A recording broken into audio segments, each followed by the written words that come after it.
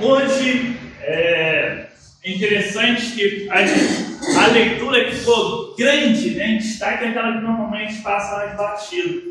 A maior parte das leituras hoje foram muito curtinhas, mas teve uma leitura que se destacou, né, estava bem grande, que é a leitura de Gênesis, né, o relato da criação.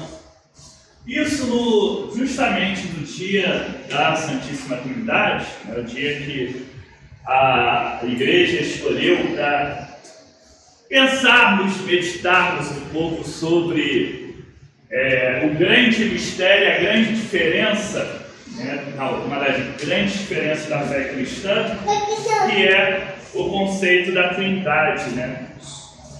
A ideia desse Deus que é um, mas também é três, desse Deus por unidade. E aí a gente vê logo o relato da criação. Primeiro a gente poderia pensar, né, que é um argumento muito comum usar em favor da Trindade, que mas é porque Deus ali no relato da criação está falando no plural, então é uma prova da Trindade. Ou que Deus está ali falando, quando vai criar a humanidade, Ele fala que vai criar o homem e mulher a sua imagem e semelhança. Então, e a imagem e semelhança dele, que é mais de um. Então, poderia ser por isso. Mas eu acho que tem um ponto ainda mais interessante que as pessoas às vezes tocam muito pouco. Que nós fomos criados à imagem e semelhança de Deus, mas nós, justamente por isso, somos criados para viver em comunidade, como um Deus que é comunidade. É por isso que nós também falamos muito, né, que nós somos um só corpo, um só espírito, que a igreja é o corpo de Cristo. Todos nós devemos buscar a união entre nós, né? Aliás, Jesus vai orar por isso, né? Para que eles sejam um como eu e tu somos um. E aí, quando a gente vai olhar esse relato da criação, que infelizmente é um dos textos mais distorcidos, mais torcidos para os mais diferentes interesses, a gente acaba às vezes não percebendo isso. A gente não percebe que Deus vai ali criando as coisas e vai falando que tudo é bom, né? Ele cria os animais, cria o ser humano, e tudo isso ele vai vendo que é bom. E aí tem um texto, uma parte desse texto que é tão distorcida que chega a cansar. Que é quando fala, né, ele dá o domínio ao ser humano sobre a criação. E aí muita gente fala assim, então o ser humano pode fazer tudo, ele tem o domínio da criação. Só que na verdade é justamente o oposto. A gente vê ao longo de toda a narrativa bíblica, Deus falando que quando Ele dá o poder, Ele dá a responsabilidade, Ele cobra e muito em cima disso. Não é à toa que Maria vai falar no seu cântico que Ele é o que derruba os poderosos de seus tronos. Né? Não é à toa que também, logo um pouquinho mais à frente, no Antigo Testamento, a gente vai ver um exemplo que vira o grande ícone, né, de um reinado tirânico, cruel, e a gente vai ver o que Deus faz com ele, que é o faraó. E o tempo todo, Jesus vai fazer e o Novo Testamento todo vai fazer essa diferenciação entre como é o reinado de Deus e como é o reinado, né, muitas vezes que acontece no nosso mundo. A grande verdade é que esse texto, ele está falando que Deus fosse para comparar, Deus foi dar uma saidinha e deixou a chave da casa e a responsabilidade para a gente.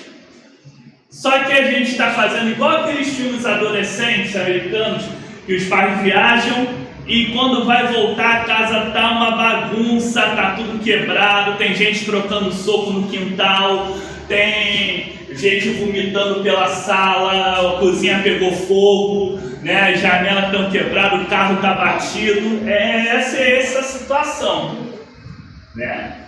Deus chegou e falou: tá na tua responsabilidade, hein? Cria um negócio bom, agora cuida aí. E a gente não está fazendo muito isso. A gente está um pouquinho pisando fora do que deveria ser.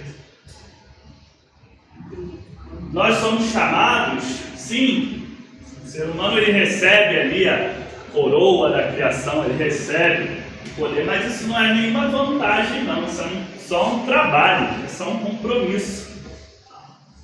Ele recebe esse poder não para ser alguém que governa como faraó, mas é para ser alguém que governa como Cristo, que é o nosso rei. E isso, ao longo da vida, várias vezes a gente vai ver um pouco essa metáfora reaparecendo. Lá na frente, quando Jesus vai falar também da parábola do historiador da vinha, né? Também vai cair por aí um pouco. Deus delega, ali o patrão delega uma vinha, algumas pessoas, só que eles começam a se acossar, começam a fazer o que querem, né? As pessoas que o patrão manda lá, eles espancam, botam para fora, o filho daquele patrão eles chegam a matar. E aí fala que qual vai ser a solução? Uma hora o patrão vai ter que se meter e tirar aquele pessoal de lá. E é bem esse caminhar, a mesma coisa. Se Deus é a comunidade em si, e nós somos chamados a viver em comunidade, então quer dizer que os problemas do nosso mundo, os problemas das pessoas, devem importar para a gente. Aquilo que causa o mal, aquilo que destrói, aquilo que causa opressão, que causa violência, que causa guerra, que causa morte, causa vício, aquilo que destrói as famílias, que destrói a vida das pessoas, que destrói tudo isso, deve ser rejeitado. Tudo isso deve estar fora dos nossos planos. Tudo isso está completamente contra o que Deus mandou que a gente fizesse ao tomar conta desse mundo que Ele criou. E que é um mundo, que as Escrituras são claras disso, que foi criado bom. O mundo ele foi arquitetado por Deus para ser bom. Se a gente fizer a coisa andar da forma correta, ele é bom, né? É no mundo que Deus criou que nós convivemos com as pessoas que nós gostamos, que nós aproveitamos as coisas que gostamos, que nós temos o tempo todo a beleza da criação de Deus se mostrando para nós. Esse mundo ele é bom. O problema é que a gente resolveu não cuidar dele da forma correta. Aí a coisa desanda, né? Aí é a máquina que a pessoa liga onde não tem que ligar, desliga onde tinha que manter ligado, né? Não usa a graxa correta, o ficante correto, e aí é claro, vai tudo começar a desandar, tudo começa a não funcionar corretamente. E é isso que é um grande ponto. Engraçado que, inclusive, a gente já começa a ver um pouco dessa situação até no Gênesis, quando ele vai falar da queda, né? Ou seja, quando o ser humano já começa a escolher errado, né? Aí ele começa a falar, e as coisas começam a não funcionar já tão bem, né?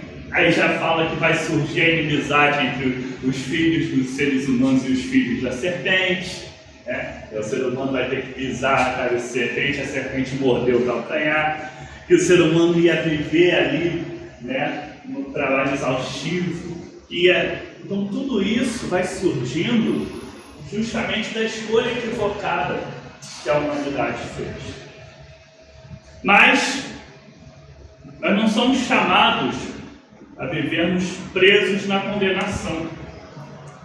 Quando nós falamos que somos salvos, libertos por Cristo, nós somos salvos e libertos para andar na contramão disso, para andarmos em outro caminho, para fazermos as coisas começarem a voltar para os seus eixos, as coisas voltarem a andar como elas têm que andar.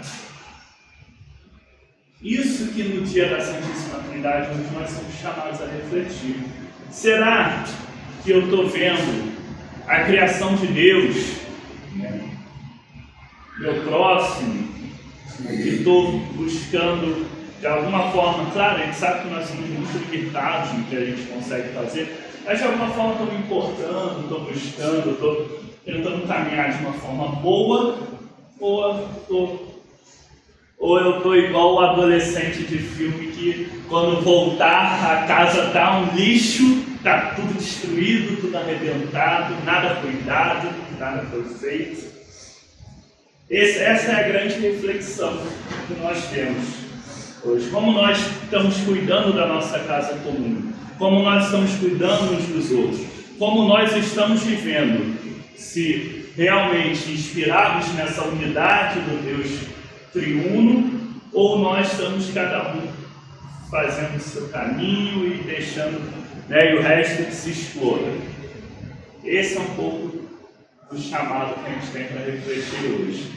Que Deus possa cada vez mais nos fazer mais conscientes da sua vontade, que possamos conduzir a nossa ação, o nosso mundo da forma mais agradável a Ele. Em nome de Jesus. Amém.